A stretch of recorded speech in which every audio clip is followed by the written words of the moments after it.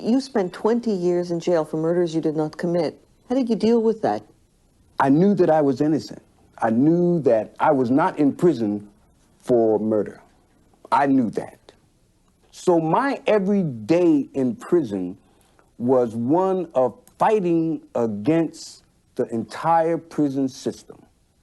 That is every, I wouldn't eat his food. I wouldn't wear its clothing. I wouldn't even acknowledge the guards or the warden or anyone. I wouldn't talk to a guard, see?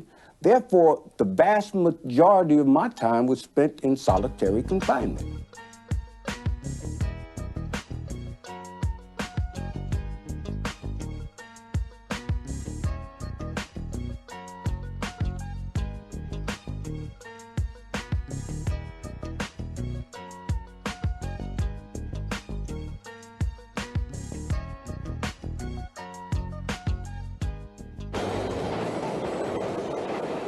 We picked the story up in 1979 here in Bushwick, a tough section of Brooklyn in New York City. By now, Rubin Carter has been locked up for 13 years, telling court after court he is not a murderer. At the same time, here in Bushwick, a 15-year-old boy, Lezra Martin, is growing up in the midst of poverty and violence. By chance, sheer coincidence, he meets a group of Canadians from Toronto who will change the course of his life forever. And together, they will change the life of Rubin Hurricane Carter. That boy, Lezra Martin, is a man today. This is the first time in over 10 years he's back to Linden Street in Brooklyn and the house where he grew up. This is a place where a kid gets mugged for his milk money. The one that we used to live in back in 1979. It doesn't look very good. No, it doesn't at all. What does it mean growing up on a street like this? My father, he wasn't working, we were on welfare, and that was inadequate. So I pretty much worked all day to make sure we ate that night. How is it coming back here now? Frightening. I'm 27 years old now, and I might still be here. No, that to me, that's sad. It's frightening. It's very frightening. A world away from that ghetto, in a small town north of Toronto, is the reason Lezra Martin got out of Brooklyn. A group of Canadians who have lived and worked together for 20 years. They consider themselves a family. They share everything, including a desire to make the world a little better. They started living together in the early 70s. This may have been an idealistic commune, but it was a rich one, with a big house in Toronto, the money coming from their successful Yorkville batik business. In 1979, two members of that group went to New York on a business trip. At a warehouse in Brooklyn, they happened to meet Lezra Martin, who was working there for the summer. Lezra grew close to these Canadians, especially Terry Swinton and Sam Chayton. It was difficult to communicate at first using words because his language was really a different language from the language that we spoke. His vocabulary was very limited. He spoke black English, and it was a street English. No expectations of himself, no expectations of anybody he knew, his family, friends, no hopes, no dreams. That was a direct reflection of the environment that he grew up in. The Canadians invited Lezra up to Toronto for a visit. When he got back to New York, all he could think about were his new Canadian friends. Actually, when I first came, I called him all the time, every single day. In fact, I'm sure that phone right there has my fingerprint on it, engraved in the receiver. Because but every day? Every single day. And every day, Lezra would go to school. He was in grade 11 and thought he was doing well, but he was only reading at a grade 2 level. So he was 15 going into grade 11 and he was illiterate? Basically, yes, that's right. But he was incredibly bright. He was unbelievably curious. He would constantly be asking questions about this or that. The Canadians wanted to help Lezra, and his parents wanted him to get a better education too. So he moved to Toronto and the Canadians began to tutor him. While Lezra was rebuilding his life, Rubin Carter was doing life in Trenton State Prison. And now, coming back here after all these years is not easy for Carter. He was a different person behind those walls. He remembers that as an innocent man, the only way he could survive was to play the role of a hardened prize fighter. You were a mean guy. You were pushing everybody away. You were pushing everybody out of your life. That's not being mean. That's having the survival instinct, the instinct to survive. But that's how everybody read it. That's what everybody saw. I don't care what people saw. The thing that they didn't see and they couldn't have seen was trying to survive this brick and mortar and steel and hatred and anger and hostility and humiliation. People did not see that. Carter tried to tell people about that in his book, The 16th Round. Like a letter in a bottle, he sent it out beyond the prison walls, hoping someone would pick it up. In Canada, Lesra Martin came across the book and received the message. When you came across Rubin Carter's book, what did it say to you? I was at that time battling a bad image of myself, battling an image that I was stupid, that I couldn't be educated, that I couldn't possibly succeed. And for him to succeed under the circumstances in which he did and to never be broken despite so many years in prison made me realize, well, I can certainly do this. Lesra wanted to write him a letter and just basically to say, I read your book. There's people out here thinking about you. Hang in there kind of thing. And so Lesra wrote him a letter. And Rubin responded, which was amazing. It amazed all of us. Lesra and his Canadian family began to reach inside the walls of Trenton State Prison. They began to correspond with Carter on a regular basis. In December 1980, Lesra decided to go down there himself. He was Carter's first visitor in 5 years. His warmth arrived. His brilliance arrived. His intelligence arrived. His understanding arrived and pierced these walls and pierced the coldness of my heart. He was petrified. You saw that, huh? He was beautiful. But he was frightened. Oh, who would not be frightened in the face of all this? If you're not frightened in the face of this, you are crazy. Carter was ready to come out of his shell. He changed his appearance, let his hair grow, shaved his beard. Lesra and the Canadians began to visit Carter once a month. They had the wherewithal to say to this guy behind these bars, man, we're coming in. Weren't you at all suspicious? Didn't you think, who are these nice white liberal Canadians who want to make me their project? After I understood the history of Lesra and their relationship and what they were able to do for Lesra, I loved them. I loved them because they opened the door of access to a little black kid.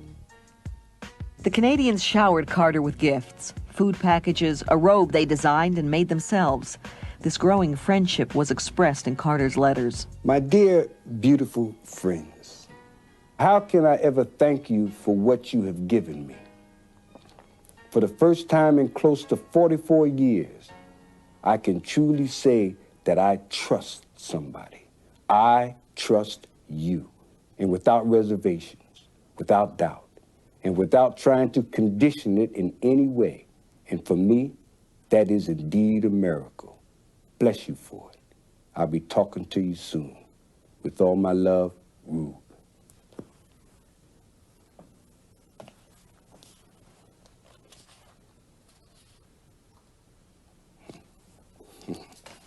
Yeah, I remember that very well.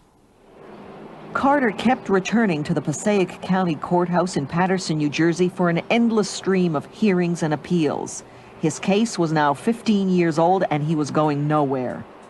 Myron, how are you? Nice to see you. Carter had some high-powered legal help. Myron Beldock is a well-known New York criminal lawyer, and Leon Friedman is a leading constitutional law expert. They both put in thousands of hours free of charge. This case went up the state ladder so many times. What is it about the justice system in New Jersey that it took so long? Where passions are high in the community and there's a polarization of people on one side or the other. It becomes us and them. And once it becomes that, and the prosecution has said, this is the course we're going to follow, when error comes to their attention, they don't think of it as error. It goes up the system. The policemen think they've got the arrest, and the prosecutors come in and they prosecute the case, and then you have a trial judge who finds them guilty, and all of them reinforce each other. See, all of them feel as if their work is at stake, and they all have to defend what they've done in the past. That attitude led to a paper chase a mile long, which the Canadians were willing to wade through. They assisted the lawyers by studying Rubin's notes and documents, and they began their own detailed investigation of the events on the night of the murders. For example, we got a map of Paterson from the library, and then we would get the transcripts of police testimony, and we would trace all their routes in different colors on a map, try to find out where they were and where Rubin was at that time and what he was doing. They kind of won me over. It took a while for me to be willing to accept the fact that these non-lawyers would really be a central part of the legal team. They make you this emotional? Yeah, I love them. Lesra Martin loved them too. While they were working to free Carter, the Canadians were still his full-time tutors.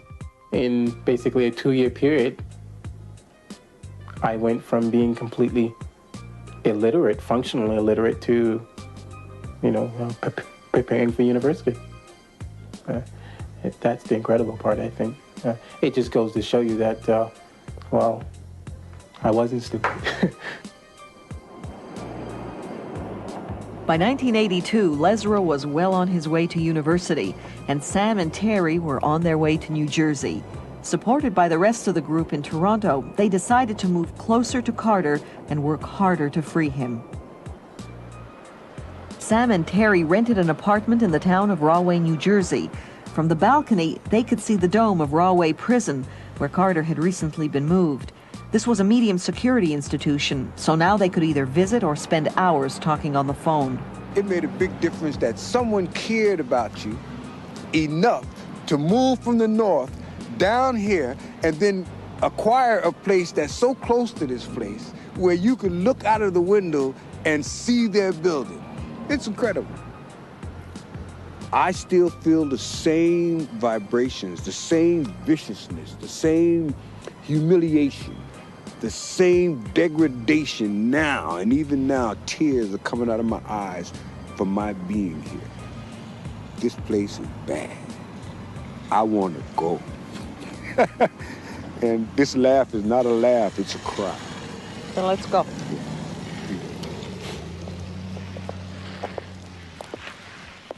In 1984, Carter made an important decision. After 18 years, he gave up the battle in the New Jersey state courts. He decided to appeal directly to a U.S. federal judge on constitutional grounds. It would be his last legal chance for freedom. After 8 months of preparation, the case finally moved to federal district court in Newark. Rubin Carter's big break came on November 7th, 1985, in this courtroom. Federal Judge Lee Sarakin heard the case, and he did not mince words. He said, to permit convictions to stand which have as their foundation appeals to racial prejudice and the withholding of evidence critical to the defense is to commit a violation of the Constitution as heinous as the crimes for which these defendants were tried and convicted. So after 19 years in jail, Rubin Hurricane Carter was officially innocent. What I felt at that moment was, anything in this world can be done if you got commitment and you got the people to do it and are able to focus upon it. Was there any kind of a letdown when you were finally freed by that federal court? As you know, I lost my eye while I was in prison. Well, this day I lost sight in both eyes. And my hair was falling out in clumps. In big chunks, my hair was falling out. So the letdown came physically rather than psychologically or emotionally. Passaic County prosecutors were contemptuous of the federal decision. They characterized it as one man's opinion, and they appealed, all the way to the U.S. Supreme Court. Finally, in February 1988, the U.S. Supreme Court declined to hear the case, and Passaic County, New Jersey, gave up its obsessive pursuit of Rubin Carter. Around the time Carter's case was winding down, Lesra Martin was graduating from the University of Toronto with an honors degree. Do you ever play a what-if game? What if I didn't leave Bushwick? What if I didn't move to Toronto, meet these Canadians? Had I not been given the opportunity to go to Toronto and be properly educated, the options for someone like me, poor black in a ghetto, you're either going to be strung out on drugs in prison or dead. So that was very, very frightening, to think that that may in fact have been my future. Today, Lesra Martin has a future. He is married, living in Halifax, working full-time, and completing a master's degree in sociology at Dalhousie University. Next year, he hopes to go to law school. The story of Lesra Martin, Rubin Hurricane Carter, and the Canadians was stranger than fiction. Hello. Hi. I would like to see Irish stew, please. Look. Look. You couldn't make this stuff up, so they decided to write it down. Hi, Iris. Hi, Iris. How are you doing? Fine. Maybe there's a movie in this, too. Carter is now living with the Canadians, and they sure could use the money. Carter got nothing for his time in prison. No compensation, no apology. I know, isn't it beautiful? It's not coded, but it's the real thing. I was 29 years old when they arrested me. And I was 49 when they released me. Ready to face life. With what? With nothing. With nothing except a lot of friends and a lot of good cheer and a lot of goodness around me, a lot of sweetness around me. That's what. Is there still a hurricane in Rubin Hurricane Carter? There's always been a hurricane in Rubin Carter. That's Rubin Carter, the hurricane. And hurricane is beautiful.